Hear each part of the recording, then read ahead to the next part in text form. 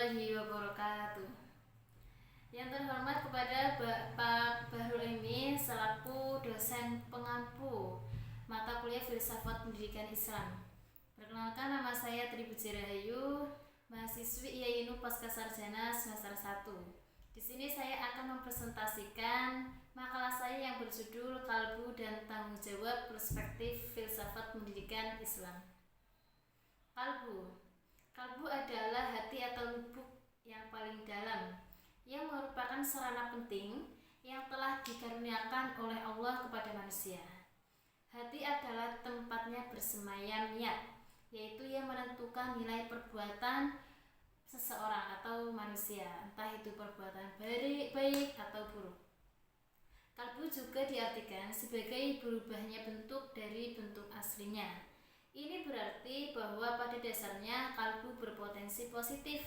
Akan tetapi karena pengaruh hawa nafsu, kalbu kadang-kadang berubah menjadi negatif. Oleh karena itu, kalbu perlu dimanage agar potensi positifnya dapat dimaksimalkan dan potensi negatifnya dapat diminimalisir. Kemudian, pandangan tasawuf, kalbu mempunyai beberapa fungsi, yang antara lain, yang pertama sebagai alat untuk menemukan penghayatan makrifah kepada Allah. Karena dengan hati, manusia dapat menghayati segala rahasia yang ada di alam gaib. Yang kedua, hati berfungsi untuk beramal hanya kepada Allah. Sedangkan anggota badan lainnya hanyalah alat yang dipergunakan oleh hati. Karena itu, hati diibaratkan raja dan anggota badan lainnya diibaratkan sebagai pelayannya. Yang terakhir, hati pula yang taat kepada Allah. Gerak ibadah semua anggota badan manusia adalah pancaran hatinya. Bila manusia dapat mengenalinya, pasti akan mengenali dirinya.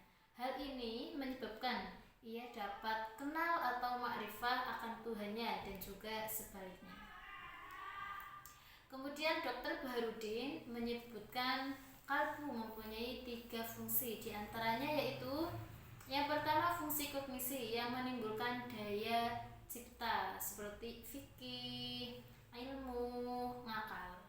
Kemudian yang kedua fungsi emosi yang menimbulkan daya rasa seperti tenang, mempunyai rasa kasih sayang, kemudian rasa santun.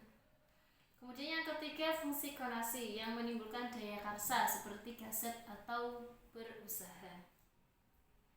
Kemudian karakteristik kalbu atau hati. Sesungguhnya mengenal Allah hanya dapat dilakukan dengan hati, bukan dengan anggota yang lain.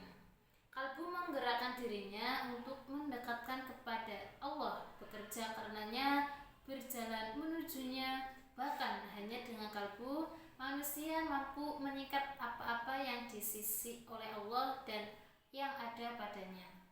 Imam Al-Ghazali membagi hati manusia ke dalam 3 karakter. Yang pertama, hati yang sakit atau qalbun marid. Perumpamaan bagi yang hatinya sakit adalah ibaratkan cermin yang tidak terawat sehingga penuh nokta-nokta. Penyakit hati ini disebabkan beberapa hal, antara lain yaitu iri, ria, ujub, dan lain sebagainya. Kemudian yang kedua, hati yang mati atau qalbun mayyit. Hati yang mati adalah hati yang sepenuhnya dikuasai oleh hawa nafsu, sehingga hati terhijab dari mengenal Tuhannya. Hari-harinya dipenuhi dengan kesombongan terhadap Allah. Hati ini sama sekali tidak mau beribadah kepada Allah. Hati ini juga tidak mau menjalankan perintah dan semua hal yang diridhoinya. Naudzubillah min dzalik. Kemudian yang terakhir atau yang ketiga, hati yang selamat atau qalbun mayyit. Hati yang selamat ialah hati yang sehat, yaitu hati yang menerima, mencintai, condong kepada kebenaran. Dengan demikian, hati yang selamat adalah hati yang jauh dari perbuatan syirik. Maksudnya adalah hati yang selamat dari dosa dan hanya menyembah, mencintai, pasrah, kembali, takut, berharap, ikhlas hanya kepada Allah semata. Kemudian lanjut pembahasan ke tanggung jawab. Tanggung jawab bersifat kodrat, yang berarti tanggung jawab itu sudah menjadi bagian dari kehidupan manusia, bahwa setiap manusia pasti masing-masing orang akan memikul suatu tanggung jawabnya masing-masing. Orang yang bertanggung jawab adalah orang yang berani menanggung resiko atas segala hal yang terjadi, hal yang berat. Orang yang bertanggung jawab adalah orang yang berani menanggung resiko atas segala hal yang menjadi tanggung jawabnya, jujur terhadap dirinya dan jujur kepada orang lain. Dengan mempunyai rasa tanggung jawab, orang yang bersangkutan akan berusaha memenuhi kewajibannya melalui potensi yang dimilikinya. Kemudian manusia sebagai makhluk akan dimintai pertanggungjawaban kepada Allah atas 4 perkara ini. Yang pertama, segala nikmat Allah yang telah mereka terima. Kemudian segala aturan yang mereka adakan. Yang ketiga, segala perbuatan yang telah mereka lakukan. Yang terakhir, segala janji yang telah mereka ikrarkan. Kemudian macam-macam tanggung jawab. Tanggung jawab terhadap Tuhan. Tuhan telah menciptakan manusia di bumi ini bukan tanpa tanggung jawab, melainkan untuk mengisi kehidupan manusia agar mempunyai rasa tanggung jawab terhadap Tuhannya. Sehingga tindakan manusia yang telah dituangkan dalam kitab suci yang sesuai dengan agamanya masing-masing. Kemudian tanggung jawab terhadap diri sendiri.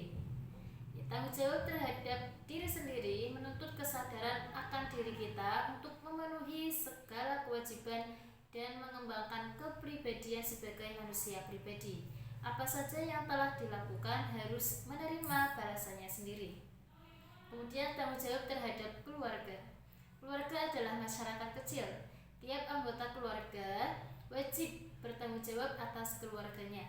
Tanggung jawab ini menyangkut dengan nama baik keluarga, tapi tanggung jawab juga dikatakan dengan kesejahteraan, keselamatan, pendidikan, dan kehidupan. Sebagai anggota keluarga, harus saling menjaga nama baik keluarga dengan sikap dan perbuatan positif yang dilakukan di kehidupan masyarakat. Kemudian tanggung jawab terhadap masyarakat. Pada hakikatnya, manusia tidak bisa hidup sendiri, sangat perlu bantuan dari orang lain. Karena manusia merupakan makhluk sosial yang membutuhkan orang lain untuk berkomunikasi. Berinteraksi di dalam suatu kehidupan masyarakat perlu dibutuhkan, karena hal tersebut bisa membuat kita saling mengenal satu sama lain. Kemudian terakhir, tanggung jawab kepada bangsa dan negara. Dalam suatu kenyataan bahwa setiap manusia, tiap individu adalah suatu warga negara. Dalam berpikir, berbuat, bertindak, dan bertingkah laku manusia terikat dengan norma-norma yang berlaku yang dibuat oleh negara. Jika perbuatan manusia salah, maka ia harus bertanggung jawab kepada negara atas apa yang telah diperbuat. Sebagai warga negara yang baik, kita harus menjaga nama baik bangsa dan negara dengan mempunyai prestasi-prestasi yang dimilikinya. Yang terakhir, kesimpulan. Manusia adalah makhluk ciptaan Allah yang paling sempurna dibanding dengan makhluk lainnya, karena manusia diciptakan mempunyai akal dan pikiran untuk berpikir secara logis dan dinamis. Manusia bisa memilih perbuatan mana yang positif dan mana perbuatan-perbuatan yang negatif. Itu semua tergantung dengan keadaan hati kita. Hati yang bersih akan menuntun kita ke jalan yang baik. Begitupun hati yang kotor akan menuntun kita ke jalan yang buruk. Tanggung jawab memegang peranan sangat penting dalam setiap aspek-aspek kehidupan. Seseorang akan bertindak seenaknya sendiri jika ia tidak memiliki rasa tanggung jawab. Seseorang memiliki rasa tanggung jawab yang tinggi, maka akan mendorong sesuatu untuk menyelesaikan suatu pekerjaan yang baik. Sebaliknya, jika manusia tidak mempunyai rasa tanggung jawab, maka mereka melakukan sesuatu hal yang diinginkan atau menyimpang dari yang lain. Maka manusia tersebut harus siap menerima resiko yang telah diperbuatnya. Sekian presentasi dari saya, kurang lebihnya mohon maaf. Wallahul muwaffiq ila aqwamit thoriq. Assalamualaikum warahmatullahi wabarakatuh.